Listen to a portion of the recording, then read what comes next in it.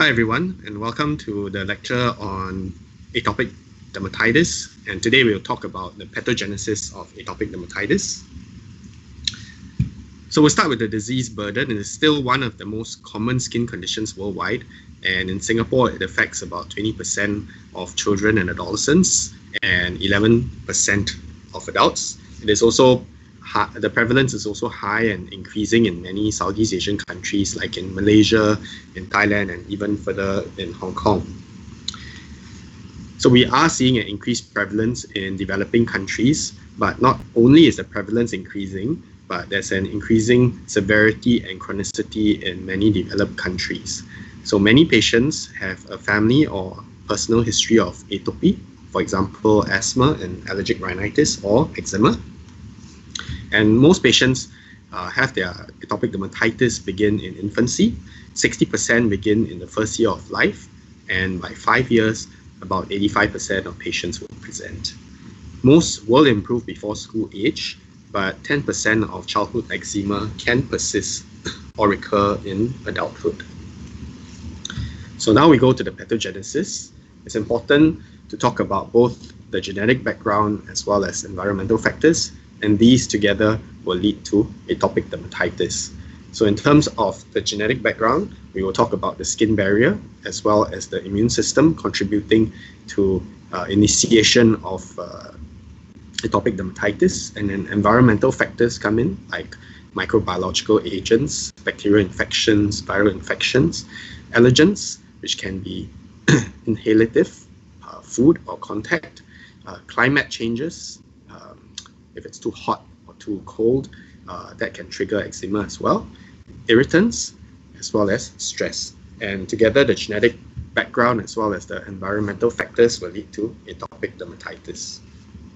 So looking at the skin barrier, we can sort of imagine the top layer of skin, the stratum corneum, as a brick and mortar model. So you can see that the bricks are made up of corneocytes, which are the dead keratinocytes. And bathed around these corneocytes is the mortar, made up of lipids, ceramides, fatty acids, and cholesterol. And this brick and mortar model is very, very important. If this structure is broken or destroyed, this will start the whole process of atopic dermatitis. An important molecule that we now know is filaggrin. So filaggrin is produced in the top layer of the epidermis as profilaggrin, and this is broken down into filaggrin, which then is broken down itself into natural moisturizing factors. And they found mutations in filaggrin, which causes atopic dermatitis. So filaggrin is very essential for the integrity of the stratum corneum, which is the top layer of the epidermis. Filaggrin is broken down into natural moisturizing factors, and these natural moisturizing factors also have a significant influence on the water flux as well as retention in the skin. So when there's atopic dermatitis, there's decreased filaggrin, decreased natural moisturizing factor, and there's increased water loss from the skin. Ceramides are a very important constituent in the stratum corneum and accounts for 50% of the total intercellular lipids.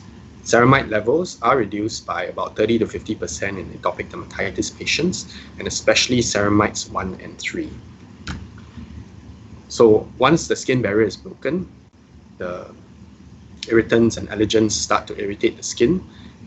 There's also an increase in pH, a change in bacteria, for example, Staph aureus, and all this will then trigger an immune reaction in the skin.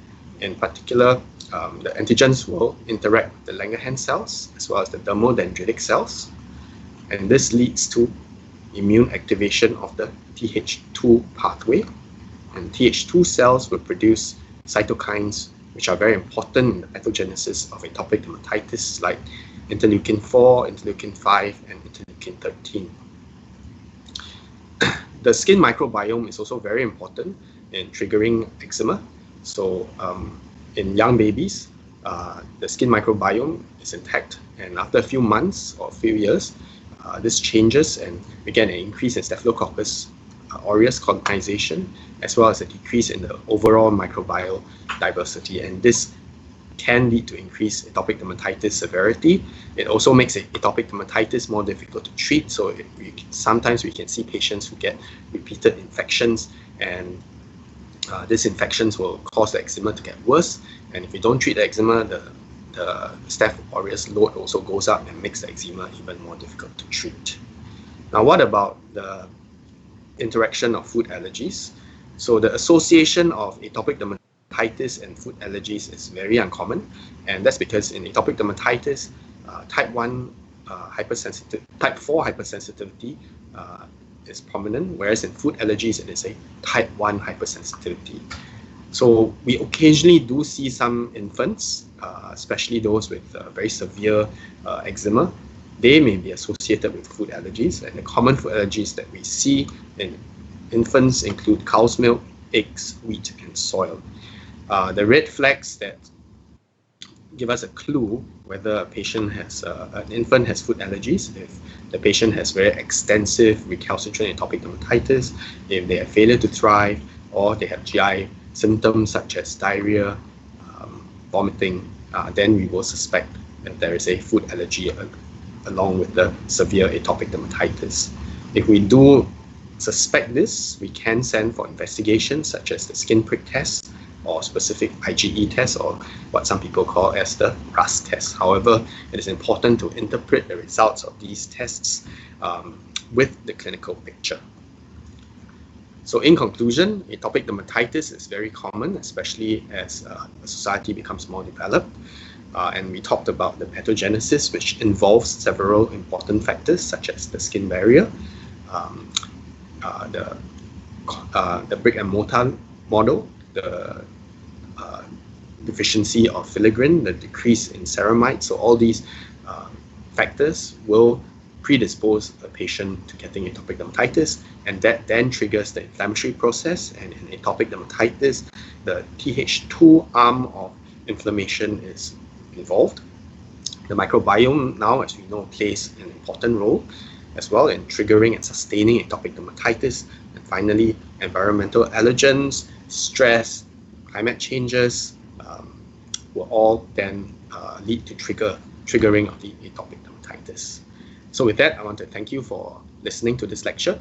And on behalf of Asian Society of Pediatric Dermatology, I want to thank you for your kind attention.